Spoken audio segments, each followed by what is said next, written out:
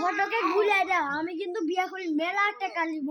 আচ্ছা আচ্ছা বলছি, ঘটা ফেক শুনেন, আমার বেটা কিন্তু বিয়ে করলে মেলা টাকা সম্পত্তি নিবে।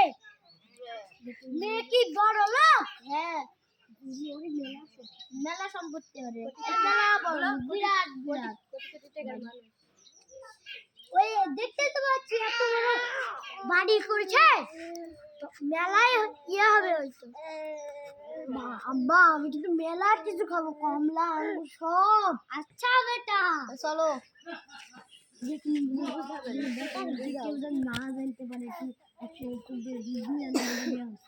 বেটা, কেউ যেন না জানতে পারে, তুই বুঝলি 199টা বিয়া হচ্ছে। আচ্ছা চলো,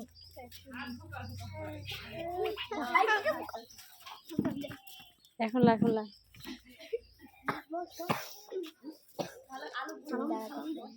বসেন বসেন, আমি বিয়ে নিয়ে আসার ব্যবস্থা করছি।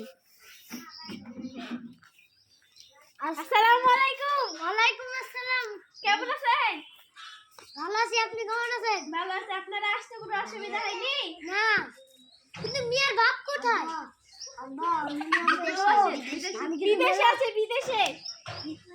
আব্বা মনে আছে তো, আমি কিন্তু মেয়েরা কিছু খাবো না, যদি খাইতে আমি কিন্তু বিয়ে করবো না। আচ্ছা বাবা, তুমি টেনশন করো না, জান মেয়েটা নিয়ে আসেন না, লক্ষণ থেকে তো কথা বলবো। আচ্ছা আচ্ছা, বিয়েটা নিয়ে আসি। তুমি কিন্তু ওদের সামনে উল্টাপাল্টা কথা বলবে না, বেশি বেশি কথা বলবে না, যা প্রশ্ন করবে তাই কিন্তু উত্তর দিবা। সালাম দিবে একটা। আসসালামু আলাইকুম। মিয়া, মিয়া তোমার নাম কি? নাম কি দিব? আনিশা। আনিশা, খুব সুন্দর নাম। তুমি কি সূরা ফাতিহা জানো? না, এই বলা এই পুষ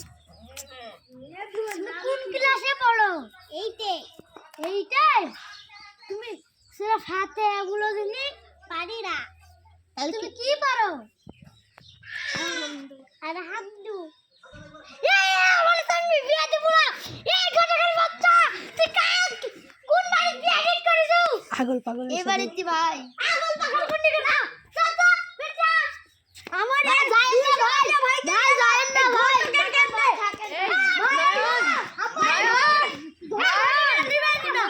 মেলা কিছু খাবার হবো না, আমাকে নিয়ে যাবে না। খাবে না।